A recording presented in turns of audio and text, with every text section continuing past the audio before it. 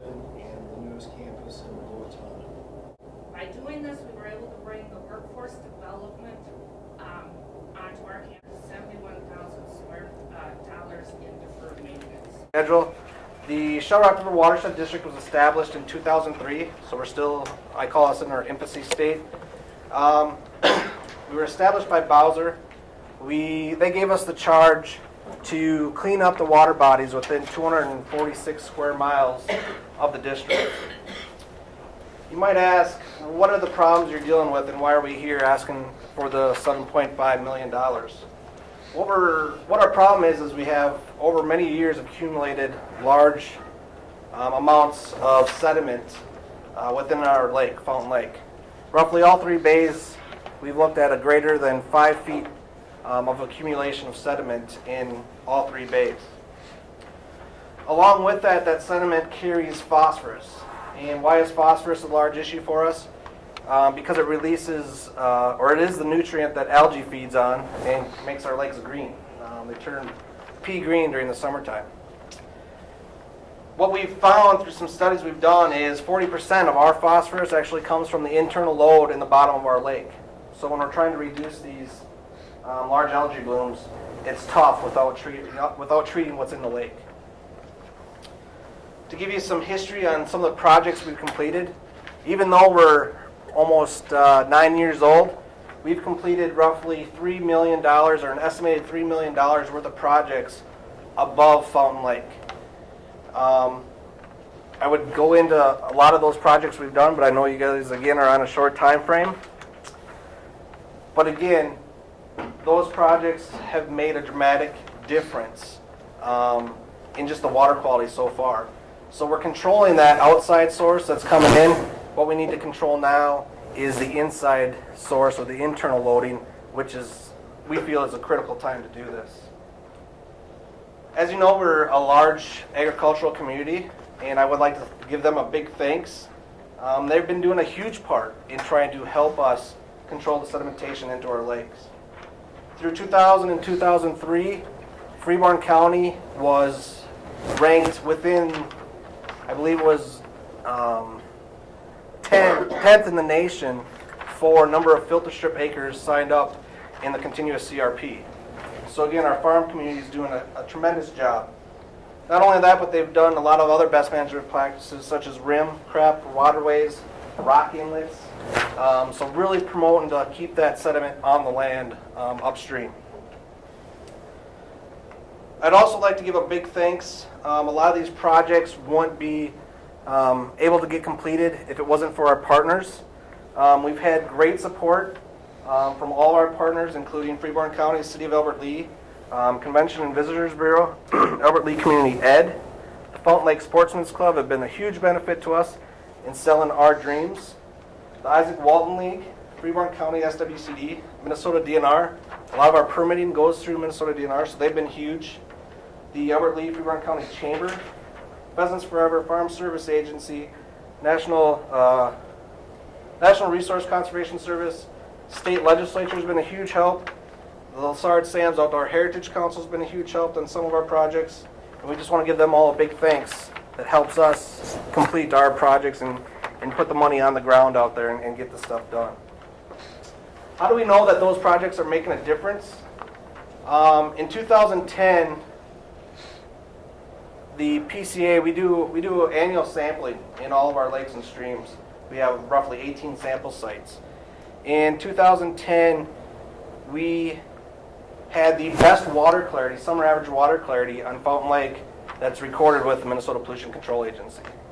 Now that shows me as staff that our projects are making a difference.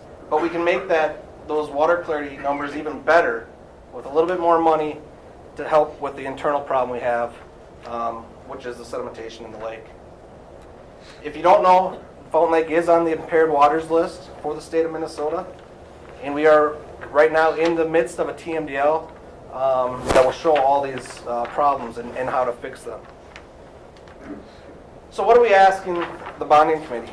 Again, we're asking for roughly $7.5 million to remove an approximate or an estimated amount of 1 million cubic yards of sediment out of Fountain Lake. Why do we want to do this? Again, we want to increase the depth. We want to reduce internal loading from the phosphorus. And you're going to ask why. Well, there's many reasons why. One, we want to improve aquatic habitat, which is wintering fish habitat.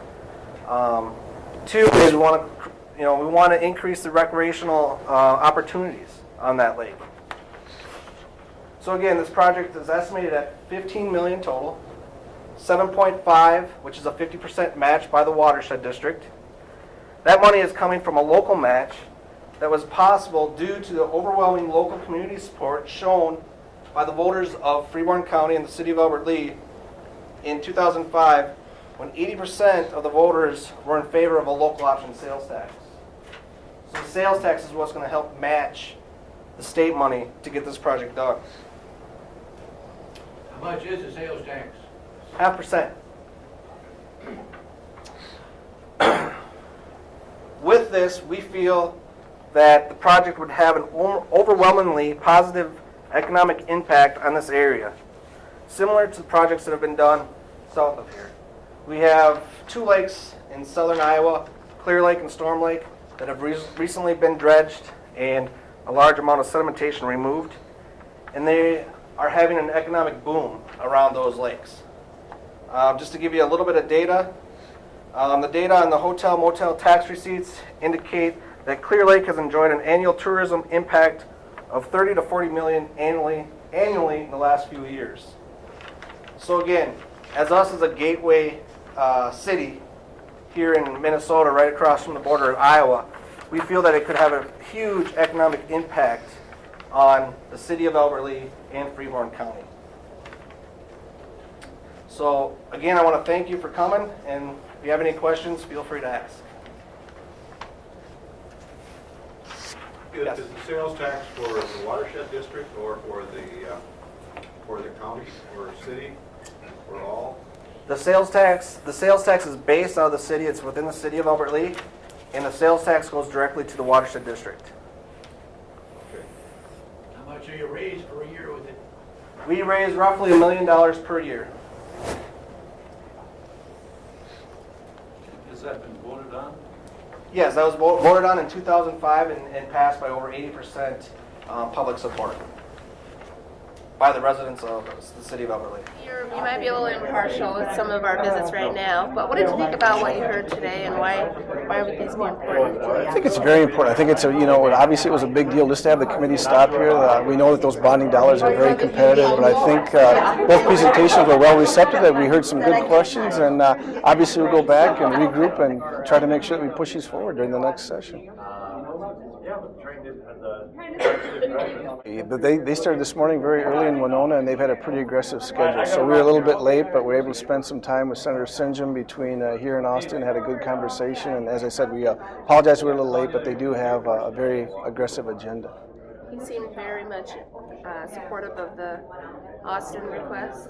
I think he was willing to listen to it. I think he thought that was a pretty good project. I think obviously I haven't had a chance to discuss this. Obviously we shifted some money and we borrowed from our schools, and so while there was some reserves, the current law requires us to fill those reserve funds back up. So while it was good news in November, obviously we'll have to look at the forecast in February. But again, that was money that needs to be paid back at these bonding projects, and that's what we're going to look at these proposals now. If we look and we can realize that they have projects of statewide significance, I think now could be the time to bond. Obviously, we have construction costs, interest rates at a low rate, and so to the extent that we can do that, I think that's what Senator Sinjum has said too. He likes to look not only for those construction jobs, but some ongoing jobs. 40 million is what? Roughly, I think. Obviously, we'll have to see. The governor will come out with his bonding proposal in mid-January, and then we'll work with, obviously, the members of the Senate and the House to kind of come up with a final compromise or a final bill. I think we've been working forward. Obviously we were very fortunate to secure some funding to clearing up the Edgewater Park area, obviously through the PCA closed landfill program. Some of these programs, and one of the reasons I think that Albert Lea and Freeborn County will stand out above some of the other proposals, is that they already have that local option sales tax in place, so they'll have the 50-50 match, which is a lot of times a question the other senators will ask. So I would think that would position Albert Lea and Shell Rock Watershed District in a much better position. About that too, and I think obviously obviously, if we look at it, if we're going to look at water quality, which is important, I'm a member of that Clean Water Council now, and especially we talked about being the gateway to the state of Minnesota. Obviously, if we can combine those two projects, it would sure be a win-win for not only Alberta Lake and Freeborn County, but the entire state.